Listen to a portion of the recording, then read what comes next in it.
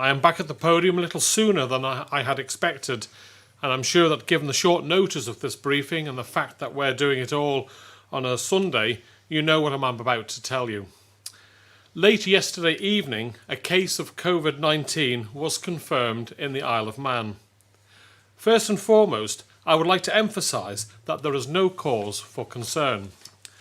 The positive test result came from a resident who was having recently returned to the island. This individual has been self-isolating alone at home for 7 days. The individual concerned has not been outside of their home during that time. They have told us that they have complied with all of the instructions issued to them on their return. They will now continue their self-isolation until we know that they pose no risk to others. It was sadly inevitable that COVID-19 would return to the island at some stage. We have said so on a number of occasions now, so we should not be disheartened by this. The robust processes and procedures we have in place have worked precisely as they were designed to do, meaning that this single case is contained and the risk to our community is extremely low. Our contact tracing team will of course work to ensure that there are no loose ends. But knowing what we know at this moment, the situation is as positive as we may have hoped. Work is now underway through our contact tracing team to identify and reach anyone who may have come into close contact with this person. Only those at high risk of exposure, that is someone who has been in close proximity to this person for longer than 15 minutes with no PPE, will be asked to self-isolate, and even then only as a precaution. While we can no longer technically say we have no cases on the island, we have no reason at present to think we have COVID in our community. And I want to make it clear that there will be no change in our approach to coronavirus at this stage. You are free to continue going about your daily lives as normal, and schools will resume on Wednesday. The rollout of optional Day 7 testing for returning residents, which I announced on Thursday, will still go live tomorrow as planned. The compassion and solidarity everyone on our island has shown throughout this pandemic has been an outstanding quality of our community's response. Today, one of our own is at home with the knowledge that they have tested positive for COVID, and they will undoubtedly be concerned. I am sure you will join me in wishing them the very best over the coming days and in thanking them for acting responsibly. It is by doing the right thing and following the rules in place that we will protect our community from the impact of a return of the virus. I will now hand over to Minister Ashford, who will say a few words. David. Thank you, Chief Minister. The first thing I want to say is we have made clear all along that this would be likely to happen, that we were likely to see more new cases like this. Unfortunately, with the virus going around the world, it is inevitable. Just to reinforce some of the points that the Chief Minister has very eloquently made, at the moment there is no reason for concern. It is a case in isolation. It is someone who has been following strict protocols around isolation. They have already been interviewed by the contact tracing team, and it's confirmed that they have been following those strict protocols, and the system has worked exactly as we planned it to. Contact tracing has also interviewed the person about people they may have come into contact with, and at the moment in time, no high-risk contacts have been identified. I just want to quickly touch as well on the island's COVID-free status, because I know, and I've seen over the last couple of days, there's been some debate on social media around what COVID-free actually means. Well, COVID-free has generally been interpreted internationally and by the media internationally as meaning you have no active community transmission cases. So in other words, you are local infection free. not that you have cases at all from travel and quarantine. So by that definition at the moment, the island still remains COVID-free. So if we use New Zealand as an example, that is one that was very much held up around the world, they were quoted as having been for 102 days COVID-free prior to their community transmission restarting.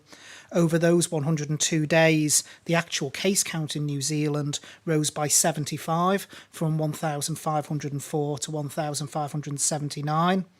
As cases were identified from people who had travelled or were in a quarantine situation, but they had not gone out into the community, but they were still classified as COVID-free. If you take the wider definition of COVID-free being defined as having no cases whatsoever, including those in quarantine or self-isolation, then New Zealand was actually only COVID-free for 8 days between the 8th of June and the 16th of June. So by the definition that has generally been accepted that says that you are COVID-free of local infection, then the Isle of Man still remains COVID-free by that definition. But I think the key point to make is at this point there is no need for people to be concerned, but people should, as always, remain vigilant. Thank you, Chief Minister. Well, thank you very much, David, and I'm now happy to take questions from the media. And first we have Sam Turton from Isle of Man newspapers. Good morning, Sam. Moramai. Moramai, Chief Minister. I just wonder if we could start with, obviously we wish the person well has tested positive. Do we have, obviously you'll have the details, could we have the details on how they arrived back on the island? Was it by ferry or was it by plane? And have they only been in the UK or have they been further afield? Right, well, I have to be very careful, Sam, with data protection and giving details of the person. I think I can say that they flew into the island. The flight only obviously had a small number of people on, and they were all wearing face masks. So that's probably as much as I can give. I don't know, David, if you feel there's anything more we can add to that. The only thing I would add is, of course, with our strict border protocols at the moment, all of the people on those flights would have been isolating as well, because when they come back into the island, everyone has to isolate. So everyone on that flight would already be in isolation. Thank you. And just secondly, just thinking maybe with this being the first case that we've had in a long time, would you be able to just explain, now this person has tested positive, what happens for them from their point of view for their isolation period? Well, Sam, they'll be monitored. They'll have to remain in isolation now for the 14-day period, and our team will keep in contact with them. Our track tracing team will have already contacted them and will be working with them to go through anyone they might have spoken to. I don't know, David, if you want to expand on that. Yep, so same as happened during the main part of the pandemic. Once someone tests positive, the 14 days resets. So their positive test was from last night, so their 14 days is already begins again from last night. So the isolation they've already done isn't taken into account. They have to isolate for 14 days from that positive test being returned. Okay, thanks very much, Sam. We now move on to Leanne Cook from 3FM. Good morning, Leanne. Moramai. Good morning. Good morning, Chief Minister. I hope you're well. My first question is actually going to be regarding schools. Obviously, they're due to open this week with attendance being compulsory. Can you confirm if this will still be the case? Absolutely. Schools, it's business as usual. So schools carry on. We carry on as normal, as if this case hadn't happened. Effectively, it's not in the community. It's textbook in a way. Someone has gone away, sadly caught the illness, has come back, they've followed all the rules, and as a result we've spotted it. It's not in the community, and I think David and myself have for a time now been warning people that we fully expect this sort of case to happen, and if it has to happen, and it has happened, I'm delighted that the person has been so responsible, and as a result, this isn't a case in the community. So if it was in the community, then it might be a different answer. But this has been caught whilst the person has been isolating, and therefore it really is business as usual for our schools, for our work, and for the 7-day isolation, which will be starting tomorrow. Thank you, Leanne. And your second question? And my second question, I know you've mentioned in regards to contact tracing, could you give us a rough ballpark of how many residents are due to be contacted? Right. I don't know, David, if you want to give those details. Well, at the moment, Leanne, no one has actually been identified as a high-risk contact. My understanding is there is only one low-risk contact that has actually been identified. But obviously, contact tracing is ongoing. This was only identified late last night, but that's the figures I have to hand at the moment. Okay. Thank you. Thank you very much, Leanne. We now move on to Josh Stokes from ITV Granada. Good morning, Josh. Moramai. Good morning, Chief Minister. My first question is similar to Leanne's, actually. In regards to contact tracing, can you go into any detail into what will happen to those people who travelled with the infected individual, whether that be on the flight or their journey to where they were isolating? Have they been contacted at all, and will their self-isolation be extended in any way? I'll let David answer that. Yeah, in relation to the people who were on the flight with the person, obviously they are already in isolation, Josh, because basically that's our border policy at the moment anyway. So unless someone actually starts to show symptoms, then they won't necessarily have to isolate past the isolation period they've already got. Okay, thank you. Yeah, technically, I suppose, Josh, they're entitled to be tested on Monday if they've been 7 days in isolation, and so they will have the test anyway. So it's fully under control. Okay, thank you. My second question is rather the Health Minister, please. I've got the documents up in front of me detailing the 3-day averages and what the infection rate would need to be spreading to cause any kind of change. Are you able to just go over this document in particular again and that particular part? Because I'm sure people will be concerned about what will happen if this escalates, and are you sticking to that document and those plans? We most certainly are sticking to that document, the Stay Safe document that was issued, and I think it's page 26 of the document that you're referring to, Josh, which has the 3-day averages in. I need to point out the 3-day averages relate to community transmission. As the Chief Minister and myself have just stated, this is at the moment an isolated case of someone who has travelled in, been in isolation. Our 3-day averages are based on community transmission. At the moment, we have no community transmission. Okay, thank you. Okay, thank you very much, Josh. We now move on to Tim Glover from Manx Radio. Good morning, Tim. Moramai. Good morning, Moramai, Chief Minister and Health Minister. Did the person, I just want to confirm this, develop symptoms while they were self-isolating? Because obviously the 7-day test regime doesn't start till tomorrow. So did they specifically request a test as they were feeling unwell? Right, again, Tim, I have to be careful with data protection, so I will ask the Health Minister, who has the technical details on this, to give you an answer on that, Tim. So what I can say, Tim, is there is a set pathway in place for certain individuals where they have always been able to be tested after 7 days for certain circumstances. The individual was on one of those pathways. They were asymptomatic, they were tested appropriately, and that's when the positive result has come back.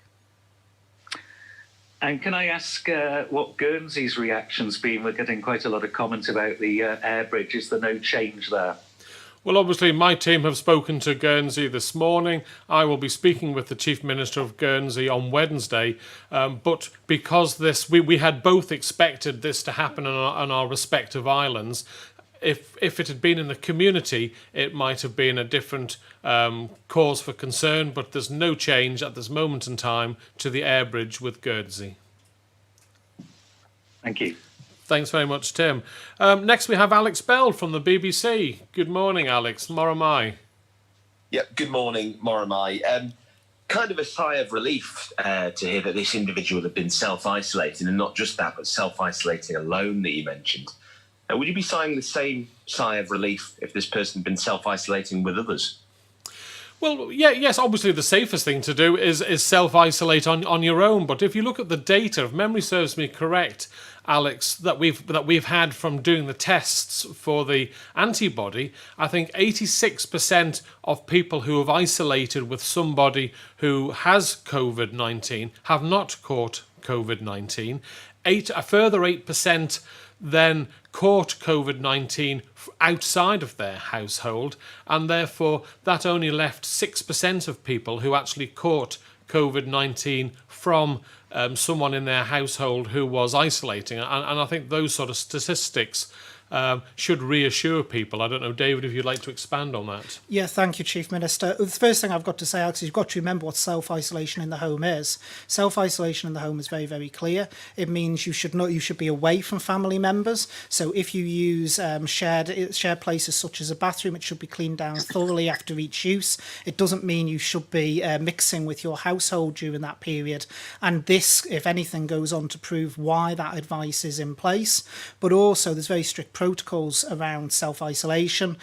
So, for instance, if the person had been in a household with other people, at this point, when a positive test return, the whole household then has to self-isolate. The household gets locked down. So there's very strict protocols in that regard that are still in place.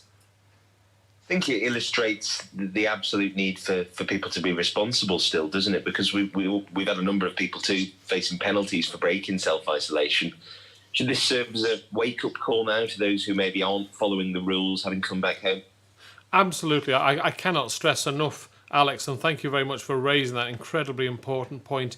This has worked. The systems that we've put in place have worked. This person has respected the quarantine, the isolation rules and regulations, and as a result, there is incredibly low risk to the community. And if everyone else acts as responsible as this person, then we will be fine as a community going forward. But I hope this is a wake-up call to all of those people who've been away, that have come back, who have maybe been tempted not to follow the rules, that this is what can happen. You may not know you have it, but you can be spreading it. So yes, it's certainly a wake-up call, Alex, and I thank you very much for raising that key point that we all must respect the quarantine process. Right, and last but not least, we have Chris Cave from Energy FM. Good morning, Chris. Moramai. Morning, Chief Minister. This is just one case, and you said it's no time to panic. I'm just wondering if there are any plans in place to introduce restrictions on where Manx residents can travel to try and prevent them going to so-called virus hotspots if we are to see a spike in cases. Right, well, that's a very good question, Chris. At this moment in time, we feel that if people follow the 7-day quarantine properly, then the percentage of risk is significantly reduced, and that's why we brought in this system. David, I'm sure you'd like to expand on that. Yeah. From my personal point of view, Chris, I'm not sure the red, amber, green rating for countries necessarily works because the risk of virus in different countries is changing all the time. So we've seen what's happening with the UK, where countries are going on and off the green list. A very interesting stat that I was looking at the other day is our counterparts down in the Channel Island, Jersey. Since the 1st of July, they've actually been recording their travel cases of people who've tested positive where they've come from. And a very interesting stat is that 63% since the 1st of July of those travellers who've tested positive for COVID-19 have actually come from green-rated countries. So I'm not sure that necessarily doing a green, amber and red actually adds anything to the policies we have in place. We already have very robust policies in place, including self-isolation policies, and those will be continuing. Yeah, if I can just say, Chris, before I take your next question, this is a personal comment from me, that I respect, we opened up our borders to allow our own people to go away, to go and see family and friends. Other than the air bridge to Guernsey, I personally cannot understand why anyone would want to go on holiday at this moment in time. Yes, to see your loved ones, I understand the stress that's caused an awful lot of people not to be able to travel, but I'm just asking people to be responsible, and if we're all responsible, we will come through this well. We're coming through this well at the moment. I see no need for that to change. And your next question, Chris. Yeah, just finally, we've been hearing for quite some time that a new case in the Isle of Man is inevitable. How surprising is it from your point of view and your strategy in general dealing with this crisis that it's taken this long for COVID-19 to make its way back to the Isle of Man? Yeah, I suppose we've always said, David and myself have said on a number of occasions when we've been doing these press conferences, that we expect cases to come back to the island when you have people going away. And inevitably it was going to happen. We have had a good run, 108 days. That said, our run continues because it's not in the community. It was always going to be coming back with people. Once you leave the island, there's a chance you're going to bring it back. But by following the rules, the procedures that we've put in place, it's in isolation. It's not going to spread around the island, and therefore the island in our community is still free of COVID. That's what we've been planning for, and we have had a good run, and long may it continue that we do not have it in the community. Thank you. Right. Well, thank you all very much for your questions. Throughout this pandemic, our community has done everything that has been asked of it in order to protect our island. Whilst today's announcement should not cause concern, it serves as a reminder that we cannot let our guard down and that we all have a duty to be responsible by sticking to the basics. Now, I know you know what they are, but please bear with me if I say them one more time. If you have any symptoms of COVID-19, a temperature, a cough, or a loss of taste or smell, then you must self-isolate immediately and call 111 between 8 a.m. and 8 p.m. for advice and to arrange a test. If you cough or sneeze, catch it in a tissue or in the crook of your elbow. Kill it by using hand sanitizer, washing your hands and sanitizing surfaces, and remember to bin used tissues. Wash your hands regularly and thoroughly for at least 20 seconds. I know this news is not what any of us would have wanted, but in true Manx fashion, we will pick ourselves up, dust ourselves down, and move forward resiliently as an island. That's all for this morning. My thanks for your time, and I hope that you enjoy the rest of your Sunday. Bye-bye.